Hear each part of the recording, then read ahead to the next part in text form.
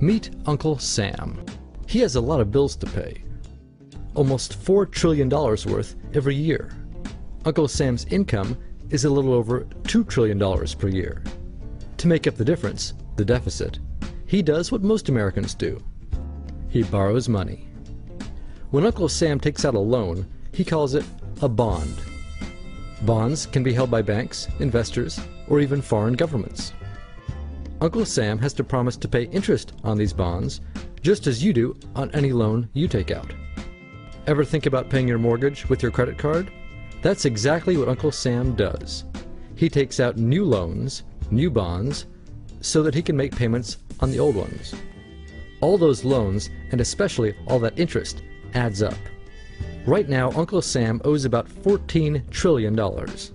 To put that in perspective, 14 trillion is about the same as the national GDP, the total value of all the goods and services produced by the American economy in an entire year. It's such a huge amount of money that Uncle Sam is starting to run out of people to borrow from, and he's having trouble just paying the interest on his loans. The obvious solution would be to either cut spending or increase taxes. But if he cuts spending, the people that he's spending money on would complain that they don't have money to spend, and that he was hurting the economy. If he tried to raise taxes enough to close this gap, not only would people definitely have less money to spend, he'd probably have riots on his hands. So Uncle Sam chooses the easy way to make money. Just make it. He calls up the Federal Reserve, which is our central bank, and, like magic, dollars are created and deposited in banks all around America. The problem is that the more of something there is, the less it's worth. Same goes for the US dollar. The more dollars there are, the less each one will buy. That's why commodities like gasoline, food, and gold become more expensive when Uncle Sam does his money-making magic. The commodities aren't really worth more. Your money is just worth less. That's called inflation. Remember the foreign governments that lent money to Uncle Sam? When they lent money to the American government, something interesting happened. It made the US look richer, and their countries look poorer.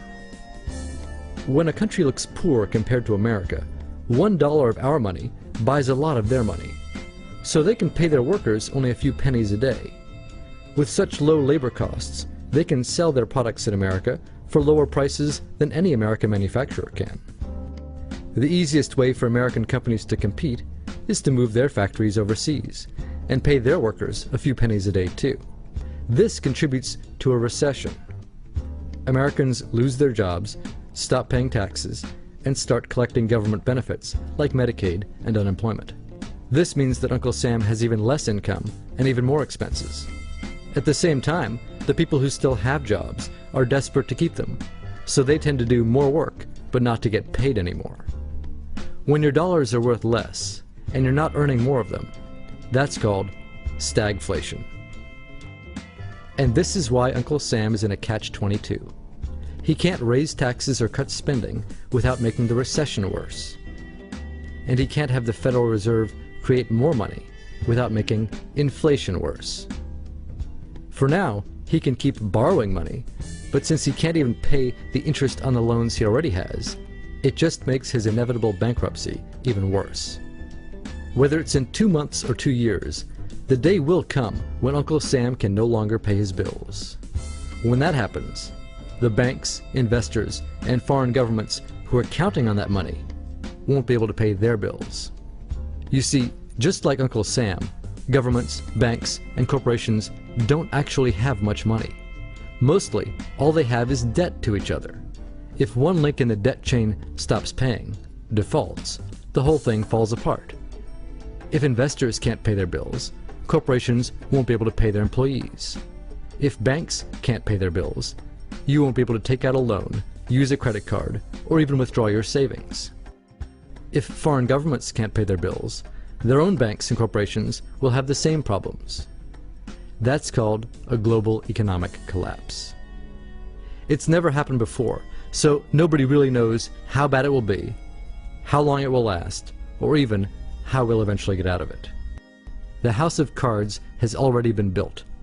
There's no painless way to dismantle it now. All we can do is to educate each other about what's actually going on, and to prepare for what may be very extraordinary circumstances.